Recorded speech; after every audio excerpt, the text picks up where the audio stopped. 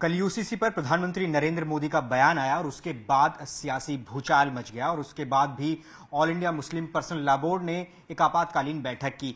UCC पर क्या मुस्लिम धर्मगुरु सोच रहे हैं, इसी पर बातचीत करने के लिए हमारे साथ मौजूद हैं ऑल इंडिया इमाम ऑर्गेनाइजेशन के अध्यक्ष डॉक्टर इमाम उमेर अहमद इलियासी साहब। उनसे बात करते हैं। सर, सबसे पहले कल जो प्रधानमंत्री का रिएक्शन आया है भोपाल में, आप उस पर क्या कहना चाहेंगे? उन्होंने यूसीसी की जरूरत पर जोर दिया है और उन्होंने कहा है कि वक्त की जरूरत है। इस पर सबसे पहले रिएक्शन। देखिए, चूंकि प्रधानमंत्री जी ने पहली मर्तबा और जिस तरह से अपनी बात को रखा है, तो मुझे लगता है कि इस पर तो विचार होना चाहिए। विरोध समाधान नहीं है। बातचीत के जरिए से किसी भी मसले का हल निकलता है। खाली प्रधानमंत्री जी कोई भी काम करते हैं, मौजूदा सरकार कोई भी काम करती है, सिर्फ उसका विरोध करना है, ये तो अच्छी बात नहीं है। इससे पहले की जो सरकारें थीं, उन्होंने जिस तरह से मुसलमानों के साथ या मुसलमानों पे जो राजनीति करी है, तो मुझे लगता है कि मुसलमानों की भी समझ में अब आ चुका है। जहां तक यूसीसी का मसला है, वो खाली मुसलमानों का तो मसला नहीं है।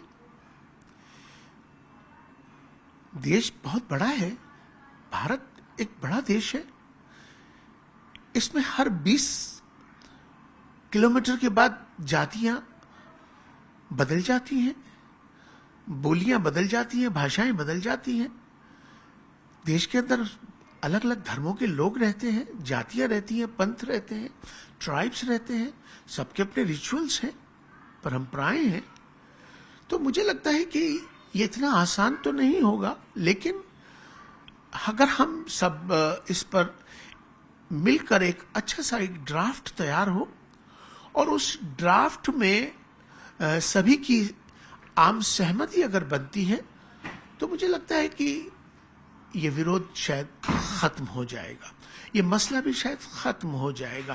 क्योंकि इस विषय पर बहुत राजनीति हो गई है।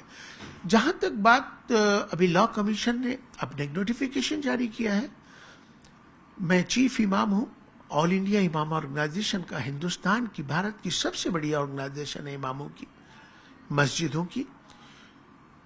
आज भारत के अंदर इमाम जो रहते हैं, इमामों का भी अपना एक जो समाज को दिशा देता है। तो आने वाले वक्त में हम, चूंकि अभी ईद का मौका है, आने वाले वक्त में ईद के बाद हम ऑल इंडिया इमाम ऑर्गेनाइजेशन की अपने ऑल इंडिया की एक बैठक तलब करेंगे और बैठक के बाद इस पर हम हमारी क्या सहमति बनती है वो तय करेंगे।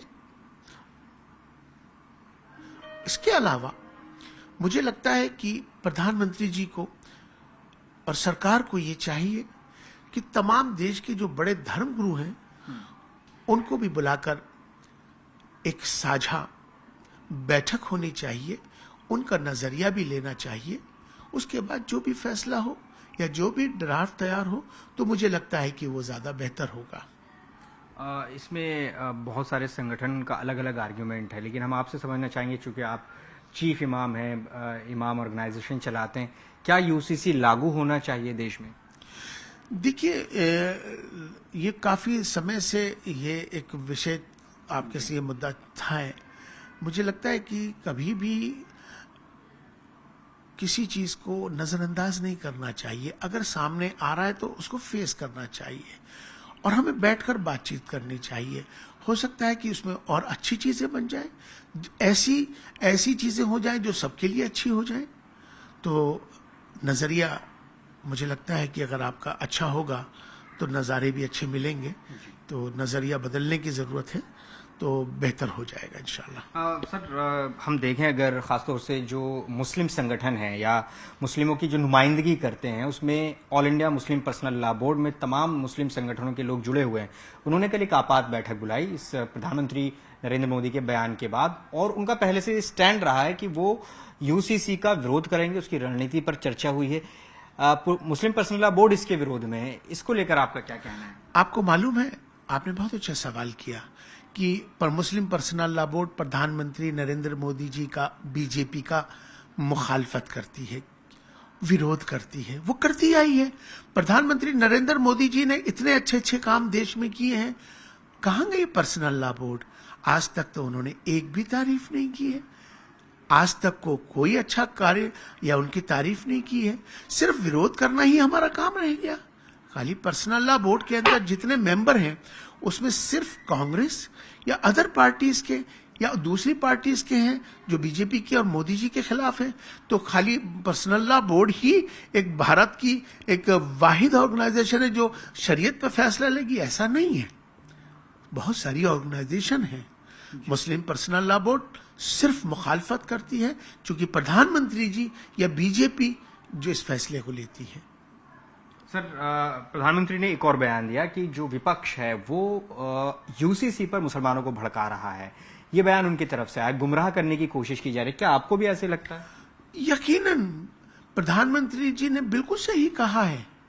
आज खुलकर सबको बताने की जरूरत है कि हम मुसलमानों के साथ राजनीति होती आई है।